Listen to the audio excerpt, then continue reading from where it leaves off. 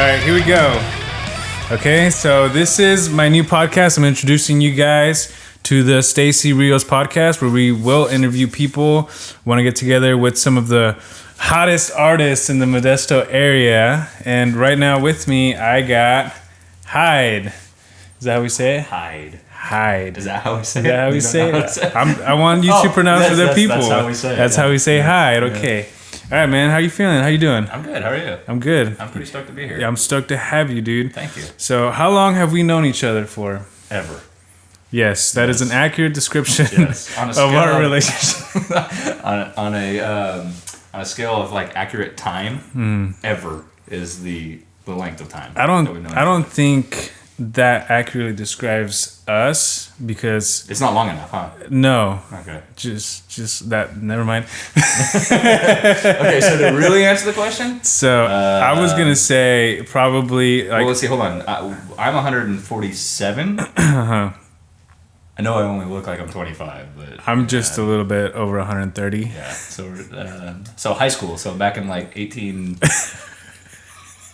Back when we wore the frilly things, remember? Yeah. That was such stupid style, you know? God, yeah. I hate it. Back in Back in the time of the bubonic plague, we survived that. Yeah, God. Everybody was all worried about the bubonic plague, and now we got coronavirus. I was just like, just get bitten by a vampire. Yeah, right? Fuck that shit, dude. Yeah. Oh, man. Anyways, high school. But yeah, so we've been friends forever. You were a freshman. I was a freshman. Right? Yeah, he was a senior. He date raped me.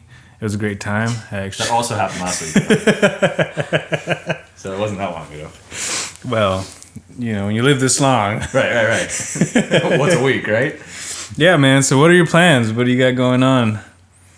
With everything, man. I got a lot going on. Well, start at the beginning, man. I know you're a photographer, you're a musician, right. Videographer, right. Esthetician, bad bitch. What else? Bad Bobby. Hashtag bad Bobby. What is that? How she says it? Bobby? Bad baby? Baby? Bad, is it baby? I think it's bad baby. I thought it was supposed to be like bad Barbie. Let's talk about Bad Barbie for a second, okay. man. I don't know much about her. All I know is that you don't want to catch her outside. No, how about that? Not that. Yeah, you definitely don't want to do that. But she's blowing up, huge. What do you think about that, man? What do you think about her blowing up like that? Yeah, cool. I mean, do you think it's a good thing that people just fucking go say stupid stuff on the internet and they become like sensations? No. How do I say this? I don't like a lot of mainstream hip hop, I guess.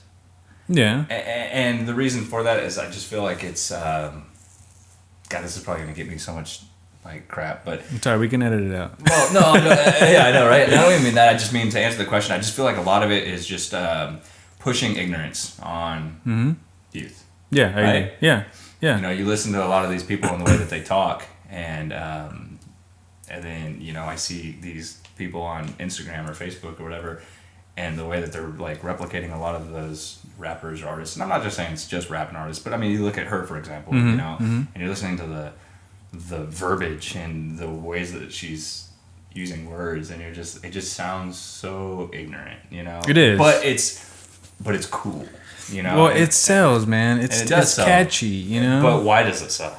Because I think we're at a point in time where we are getting super lazy. Now, people that don't know, Stacy Rios is not lazy. He's a conspiracy theorist. I'm not lazy. I am lazy only on the weekends, but I'm a conspiracy theorist. I mean, do you see this makeup? I'm not lazy. Well, that takes time, effort, and energy, and I applaud it. Thank you. But anyway, so yeah, man, from my perspective, I think you're absolutely right. I think it promotes laziness. It promotes, certain things. But, I mean, some of the beats are hot. You know what I mean? They're lit, fam. Well, they're lit. They slap. Yeah, slap like now. Slapping those slumps. But I think that's just it, man. I think people don't listen to burbs anymore. I think people don't listen to music for the, I guess, the substance of what the poet is trying to say, but they're listening more for just like a heavy, nice beat. Yeah, something you can just roll, like just pop a Molly, just roll with it. The bass is thumping, and I mean, what do you think that can be done in order to kind of promote some more of that? Intelligence? Not so much intelligence. I'm 100%. I'm 100% for intelligence, but like, what do you think people? How can we bring a genre that is so like lyrically inclined as like rock and roll? You know what I mean? How can what do you think like gets people pumped about coming to a rock show? I mean, obviously we're both rock musicians. Like, what gets people pumped to come and listen to some good vocal melodies, some good hooks, a song that actually means something, with people who actually took the time and energy to like learn a skill. What do you think needs to happen to change that mindset of just, I just want to vibe around and to get lit, fam? I mean, I don't know. I think you're gonna get that with any genre, really. I mean, I think people are gonna get just as much hype and good feeling vibes or whatever out of a rock show as some people would a hip hop show, right? I mean, It's just what inspires you, I guess, a certain way. But I think if a artist finds a way, whether it be lyrically, theatrically, emotionally, whatever, to get the listener to just really connect with them emotionally, through their words or through their music, through the sound, any genre, that's what it's going to take to really get somebody hooked into it, And then obviously now in the day and age we live in, it's all about, social media and sales, who can get the most followers on their Instagram, that's going to be the people that are out there, doing it. I feel very fortunate with Lioncourt, in the short time that we've been doing this, with the reactions and responses we've been getting. We'll go out and play for 50 people or whatever at a small little bar, but the response and the feedback that we're getting after each show is just unbelievable. I agree. It's not like we're pulling this crazy huge following, and I know everybody's got that bias of like, oh yeah, my band's the one, but I mean, I really do truly feel like we're getting a lot of people who really connect with not only our lyrics and our music, but visually too. I mean, people have something a little bit more to attach to, a little bit more to, they find a character in each one of us, and it's maybe something about that finds some kind of relation in them, and I think that's a really strong thing for a fan to grab hold of. What do you think is, from your perspective, what do you think is making us so intriguing to people, so successful in our own minor successes, Two things stand out in my mind. One, I think a lot of that has to do with the music itself. I really do feel like a lot of people find comfort in that 80s throwback with a modern kind of edge, because you can find a lot of those 80s nuances and whatnot in the music. Yeah. But on the flip side of that, number two, I really do think that it has a lot to do with the image. I mean, for example, you take some big bands, Kiss. You take, obviously a lot of my music influence comes from Japan and ex-Japan.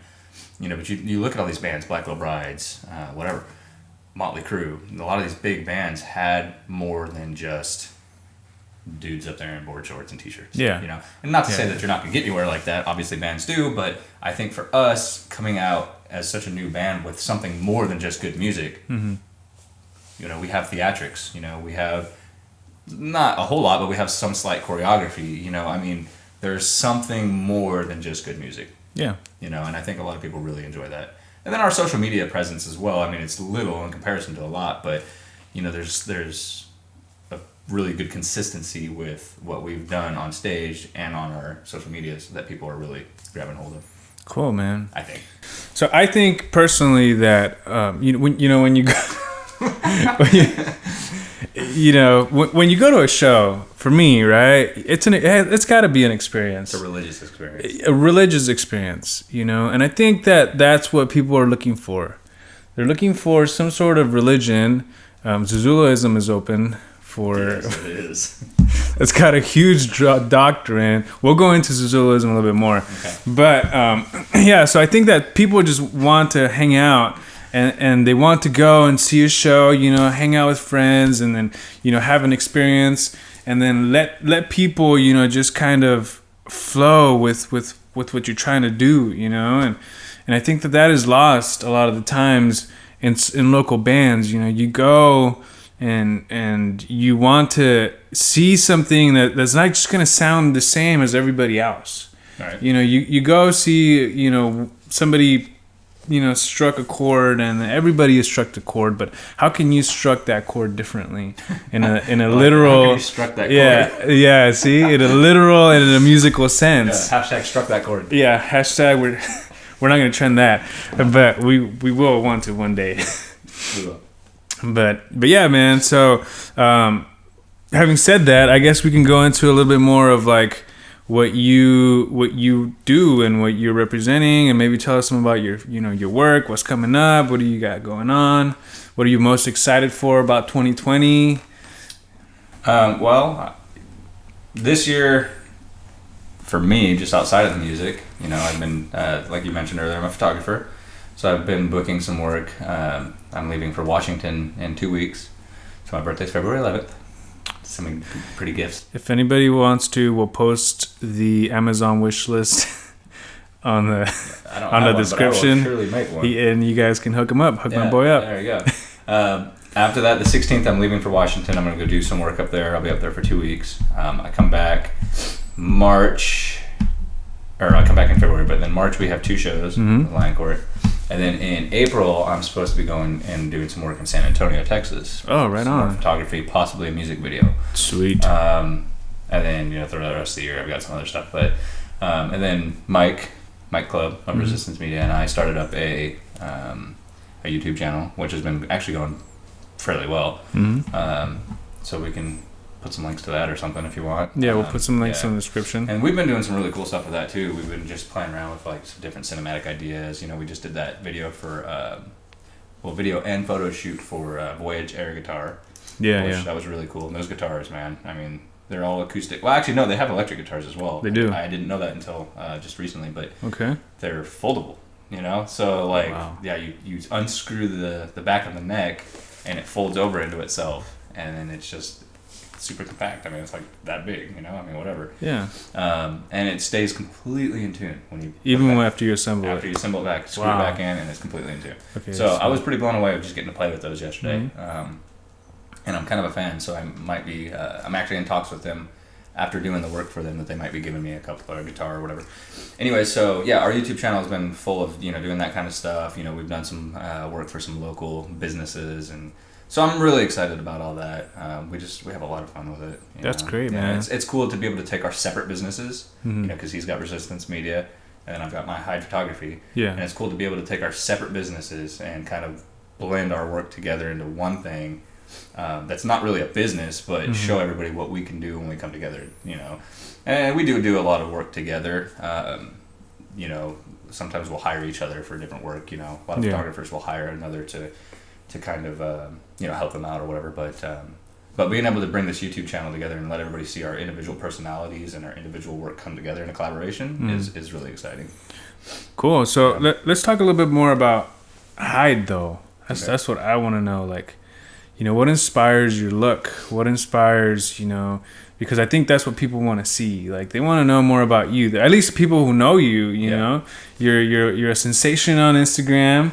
You know, you got what, over 10,000, level 10,000. Definitely over 9,000. Your power level's over 9,000. My Super Saiyan hair. So yeah, man. Like, you know, tell us a little bit about like what inspired you, you know, to be where you are, to be who you are. Like, I think people want to know that. Well, obviously, as you know, in this area, it's not highly lovable, you know. But you know, it all started for me about 13, 14 years old, I think, when I found my love for Japanese music. You know, X-Japan was my first. Got my boy Hyde here. I don't know if you can see that. Maybe on the other shot, yeah.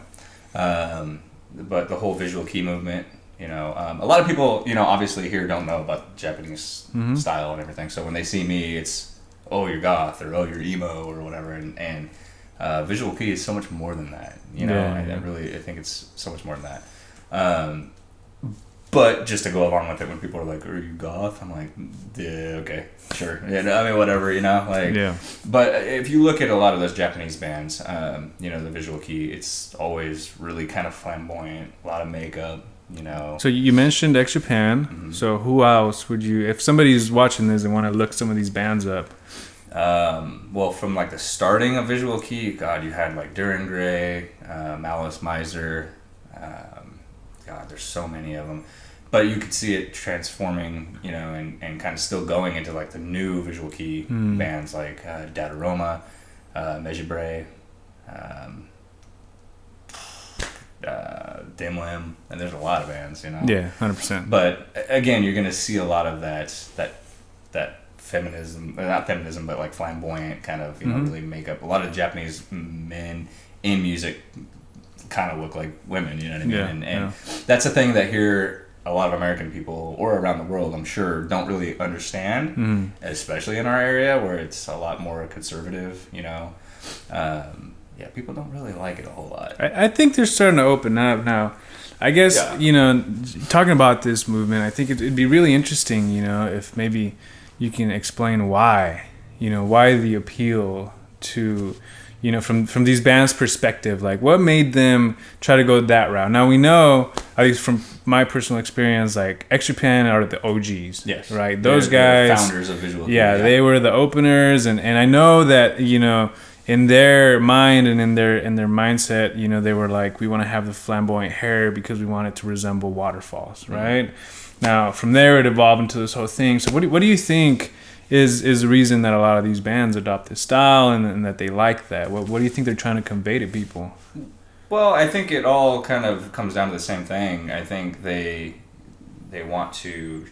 Well, because X Japan, okay, so the visual kei movement, what was it called? It was the crime of visual shock, the psychedelic violence and crime of visual shock, yeah, right? Exactly. So visual shock is it's the key word there, you know what I mean? And I think that's why I've adopted a lot of it, because especially in our area, when people see me, they remember me. Yeah, exactly. I mean, whether they love it or hate it, they remember it, and that's not to toot my own horn or anything at all, but it's people remember it, and not only I don't do it for only that reason, but I love the way that it looks. I love these bands. I love the balls that they have to do this stuff, and a lot of them didn't make it over here because of those reasons. People were like, who the hell are these guys and what the hell are they doing, But I mean, that's not to say that, you look back at, in the 80s and you had bands like The Cure and stuff like that. They were doing somewhat similar kind of stuff, maybe not so extreme.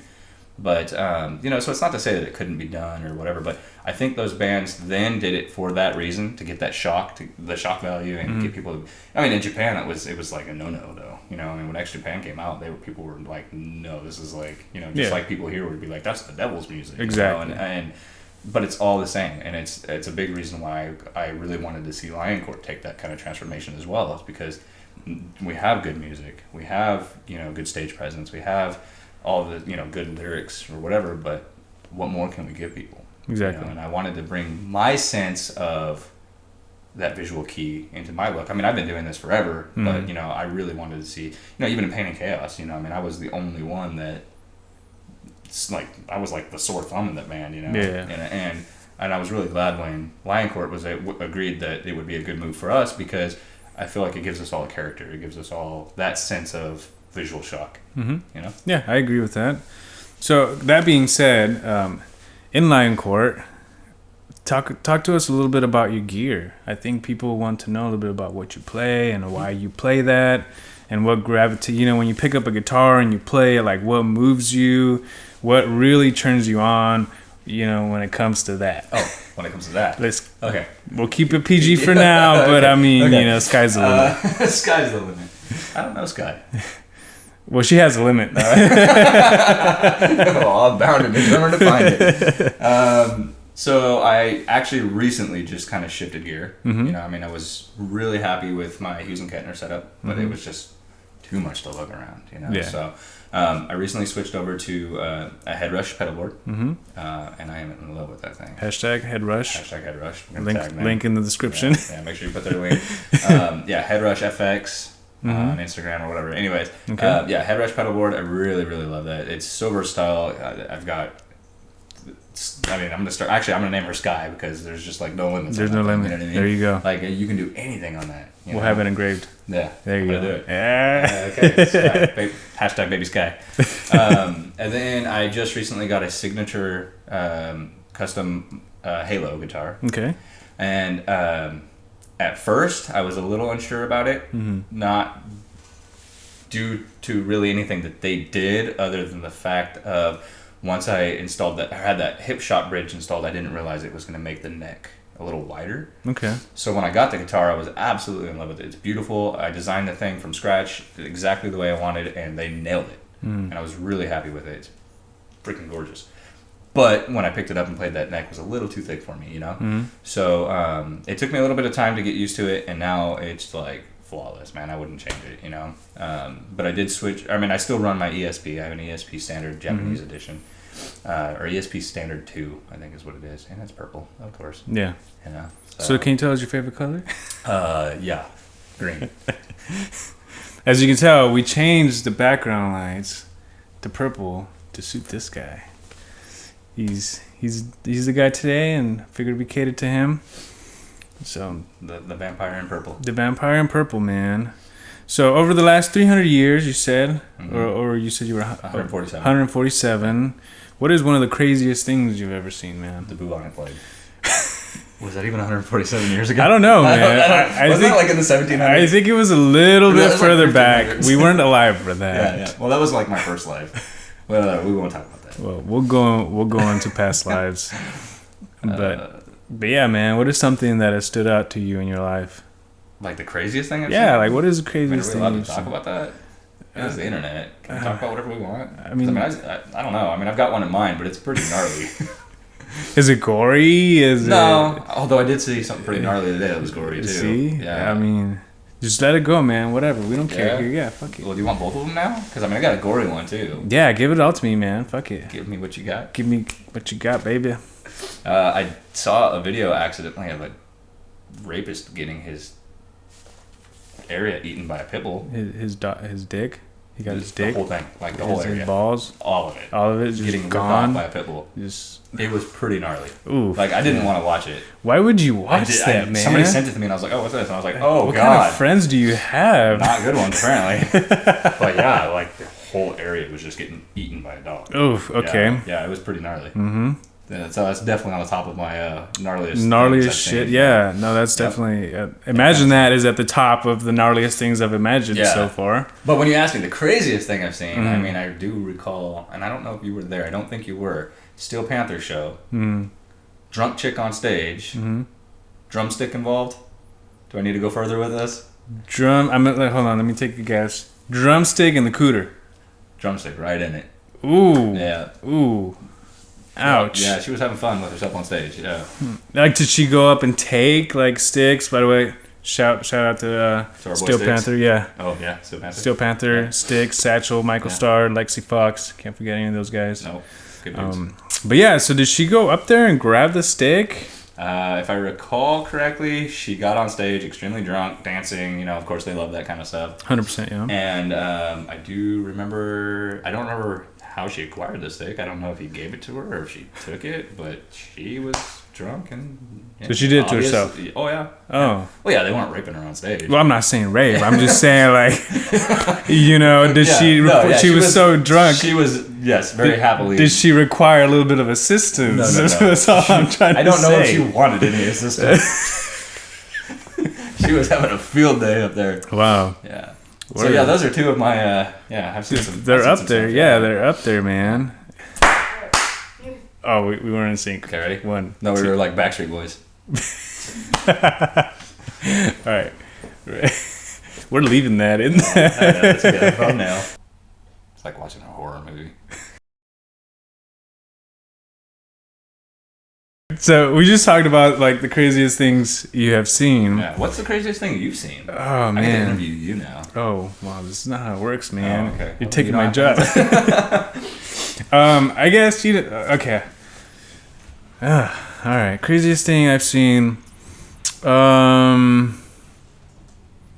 You know, I've been in a couple of accidents. Yeah, I've been in a couple of accidents. And the craziest thing I think I've ever seen Was your world flipping around? is a fucking a Subaru like coming at you at 80 miles an hour while you're traveling at like 65 miles an hour. Yeah, that would suck.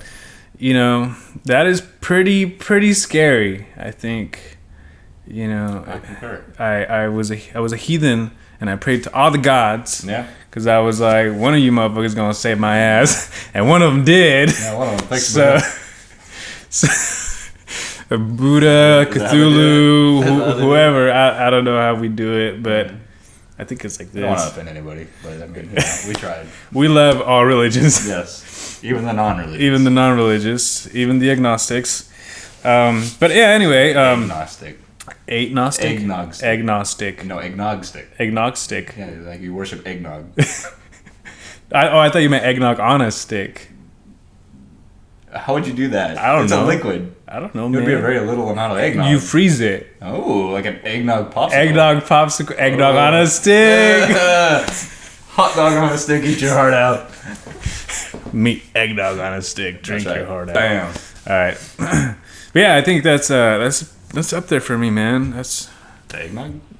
Oh, the car accident. the car accident. Yeah, like, we're that's back to pretty the car epic. accident. Back to the car accident. But you know, speaking of like, more crazy shit. I guess. What do you have you ever seen a ghost? Let's get spooky, man. Have I ever seen a ghost? Yeah. Have you ever like had any supernatural experiences? Felt anything? I mean, Do you believe in it at all? Do you think it's real? I mean, obviously I'm a vampire, so I mean, supernatural is what you yeah, do, so obviously right? I know these things. But having that insight, like, what do you think about ghosts and spooky stuff, I man? think they're pretty cool.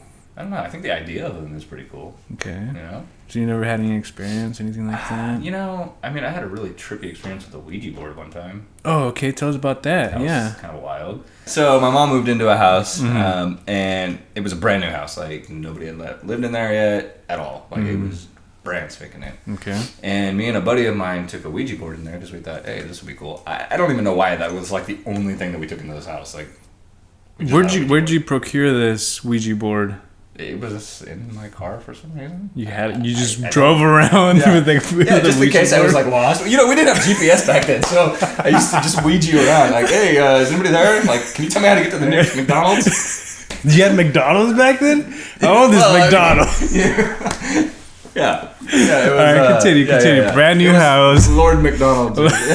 McDonald's. yeah, McDonald's. McDonald's. So, yeah, so my Ouija GPS, WePS. Hashtag WePS. Yes, WePS. Yes. So I had my WePS, and I don't honestly know why I had a Ouija board in my car, but I did. And we took it into this house, and we started talking or doing whatever. You know, and back then I was still like, dude, quit moving the thing. You know what I mean? Like you're doing this. You know? And he's like, no, you're doing this. I'm like, okay, no, I'm not. But anyways, and I don't remember the conversations that were had or anything about all that. But all I do remember is that we heard a noise outside. Okay, so we were like, oh, what was that? Let's go check it out. So we went outside, and we didn't find anything. So we went back. We were like, whatever, let's just go back and keep playing with this or whatever. And this is gonna sound so ridiculous, and even to this day, I'm not like a superstitious person, but I saw what I saw. What'd you see, man?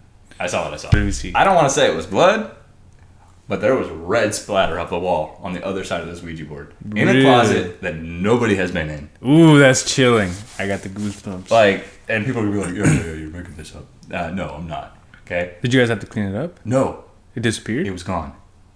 We saw it. You then both we were saw like- it? We both saw it. Okay. Yeah. And it was gone.